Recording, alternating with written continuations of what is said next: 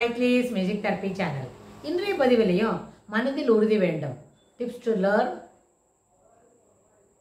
to have strong mind. Tips to have strong mind. அப்படின்ற தலைப்பில் சில செய்திகளை நம்ம பகிர்ந்துக்கலாம். சென்ற பதிவில் பார்த்தோம். Fear free zone அப்படின்னா என்ன? செல்ஃப் கான்ஃபிடன்ஸை வளர்த்துக்கிட்டா அங்கே ஃபியரே இல்லை. ஃபியர் இல்லைன்னா அது வந்து ஃபியர் ஃப்ரீ ஜோன் அப்படி தான் இருக்கும்னு நம்ம தெரிஞ்சுக்கிட்டோம். ஆனால் செல்ஃப் கான்ஃபிடன்ஸை வளர்த்துக்கணுமே, அதுக்கு என்ன செய்யணும்? நம்மளால் எல்லா வேலையும் செய்ய முடியும். அதனால நம்மளோட நட்பு வட்டாரத்தில் இருக்கிற முக்கியத்துவத்திலேருந்து கொஞ்சம் குறைச்சிட்டாலே நம்மளுக்கு நிறைய டைம் ஃப்ரீ டைம் கிடைக்கும். அந்த ஃப்ரீ டைமில் செல்ஃப் கான்ஃபிடன்ஸை வளர்த்துக்கணும்னா நம்ம எந்த வேலையை இருந்தாலும் இதுக்கு யாராலும் சப்போர்ட் கிடைக்குமா அப்படின்ற ஒரு நெய்வு மனப்பான்மையிலேருந்து கான்ஃபிடென்ட்டாக இருக்கணும். எந்த வேலையை செய்கிறோமா, நம்மளை செய்ய சொல்கிறாங்களா, நம்மளே துவங்குவோம். எப்படி தெரியலன்னா எப்படி துவங்குறதுன்னு நம்ம அம்மா கையிலே கேட்கலாம். இல்லை எப்படி துவங்குறதுன்னு ஆசிரியர் சொன்னாங்களான்னு வகுப்பில் ஆசிரியர் சொல்கிறத கேட்கலாம். ஆனால் எப்படி out to comments what are all the sequence I should follow, என்ன ஃப்ரீக்வன்சியில் அந்த எவ்வளோ வேகத்தில் அந்த வேலை செய்யணும் அப்படின்னு நம்ம கேட்டு தெரிஞ்சுக்கிட்டா accordingly we can plan our self and complete the work. இதில் இன்னொரு முக்கியமான விஷயம், நம்ம எந்த வயசில் இருந்து எந்த வகுப்பில் ஆசிரியர்கிட்ட பேசுகிறோமோ அதுக்கு நமக்கு இயலக்கூடிய செயல்பாடுகளை தான் செய்ய சொல்லுவாங்க. ஒரு 6ஆம் வகுப்பு படிக்கிற பசங்கள்கிட்ட 12ஆம் வகுப்புக்கு இந்த தரமாக இருக்கிற வேலையே செய்ய சொல்ல மாட்டாங்க இல்லையா? வகுப்பில் ஸ்கூலில் செய்யக்கூடிய வேலை 6ஆம் வகுப்பு படிக்கிறவங்க 6ஆம் வகுப்புக்கு தொடர்புடைய செய்திகளை தான் செய்ய சொல்லுவாங்க.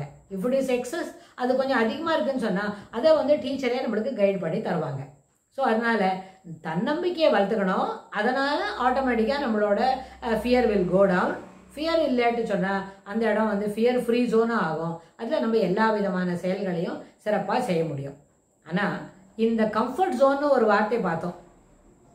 கம்ஃபர்ட் ஜோன்னு சொன்னால் அந்த இடத்துல என்ன?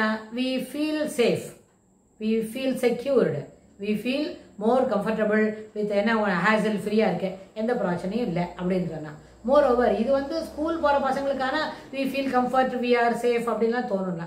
ஒரு அலுவலகத்தில் கூட நம்ம கம்ஃபர்ட் ஜோனில் இருக்க முடியும்னு சொன்னால் அங்கே என்ன? Things are under our control. நம்ம வந்து எந்த விதமான லெத்தார்ஜிக் ஒரு நெக்லிஜென்ஸ் இன் ஒர்க் அதெல்லாம் இல்லை. லெத்தார்ஜிக்னா சோதாத்தனமாக சோம்பேறியாக இருக்கிறாங்க.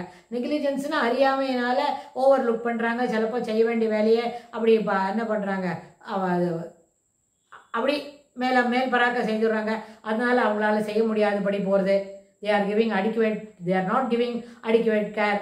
அப்படி they are giving adequate care only to their self and their laziness. ஆனால் ஒர்க்கை முடிக்கிறதுக்கு போதுமான அளவுக்கு அவங்க என்ன கருத்து செலுத்தலை அப்படின்னு சொன்னால் அந்த மாதிரி நேரத்தில் இங்கே வந்து நம்ம இது பேசுகிறோம் இல்லையா, ஹவு டு மேக் இட் அப்படின்னா ஃபியர் ஃப்ரீ ஜோன், கம்ஃபர்ட் ஜோன்னா things are under our control அப்படின்னும்போது நம்மளால் என்ன செய்ய முடியும்?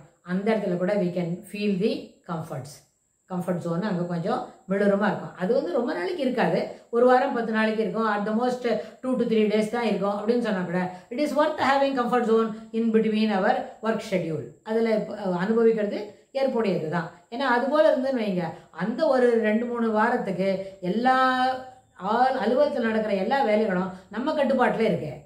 நம்ம கண்ட்ரோலில் இருக்கும்பொழுது நம்மளுக்கு எந்த விதமான அசம்பாவிதமோ இல்லாட்டி போனால் டிஸ்டர்பன்ஸோ இருக்காது.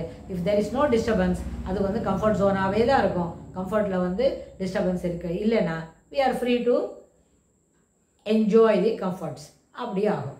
ஸோ இந்த அடிப்படையில் கம்ஃபர்ட் ஜோன் சொன்னால் இதெல்லாம் நம்ம பார்த்துக்க முடியும். ஆனால் ஃபியர் ஃப்ரீ ஜோன் சொன்னால் ஏன்னா செல்ஃப் கான்ஃபிடன்ஸை வளர்த்துக்கணும். ஆனால் இன்னும் ஒரு ஸ்டெப்பில் தாண்டி போய் நீ இதெல்லாமே லேர்னிங் ஜோனில் தானே, ஹவு டு மேக் இட். இந்த மாதிரி கம்ஃபர்ட் ஜோன் இருக்குதுன்னு சொன்னால் அங்கே நிறைய திங்ஸ் ஆர் அண்டர் அவர் கண்ட்ரோல்னு நம்ம தெரிஞ்சுக்கிறோம். அதே மாதிரி லெர்னிங் ஜோன் சொன்னால் அங்கே நிறைய சேலஞ்சஸ் இருக்கும். புது ஸ்கில்ஸ் நம்ம கற்றுக்க வேண்டி வரும். அந்த புது ஸ்கில்ஸ் கற்றுக்கும் பொழுது எந்த அளவுக்கு we are getting our self disturbed, what are all the ranges we are unable to complete the work, are we able to complete our work with our other seniors or our நம்மளோட சகாவா இருக்கிறாங்களே juniors யார் இருந்தாலும் அவங்களோட நம்மளால இதை complete பண்ண முடியுதா? Can we able to perform the work within this அந்த ஒரு ஸ்டிப்புலேட்டட் டைம்குள்ளே அதை முடிக்க முடியுதா அப்படிலாம் பார்க்கும்போது there are challenges may likely to prevail இந்த யோஜ் குரூப்பில் அடல்ட்ஹுட்டில் நம்ம அலுவலகத்தை செல்லும் பொழுது இதெல்லாம் நிகழ்வதற்கு வாய்ப்பு உண்டு, சாத்தியக்கூறுகள் கூட உண்டு.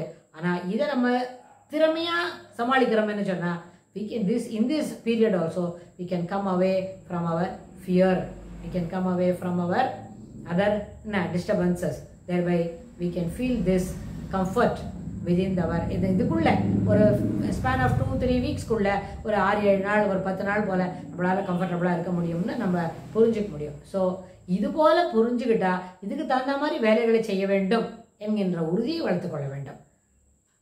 இது அத்தியாவசியமானது, இது தவிர்க்க முடியாதது அப்படின்னு நம்ம மனசில் வாங்கிட்டு அந்த வேலைகளை திறம்பட செய்ய வேண்டும் என்று கேட்டு இந்த பதிவை நம்ம நிறைவு செய்கிறோம். இதுக்கு தொடர்புடைய செய்திகளை வரப்போகிற பகுதிகளில் பார்க்கலாம். தேங்க்ஸ் ஃபார் வாட்சிங்.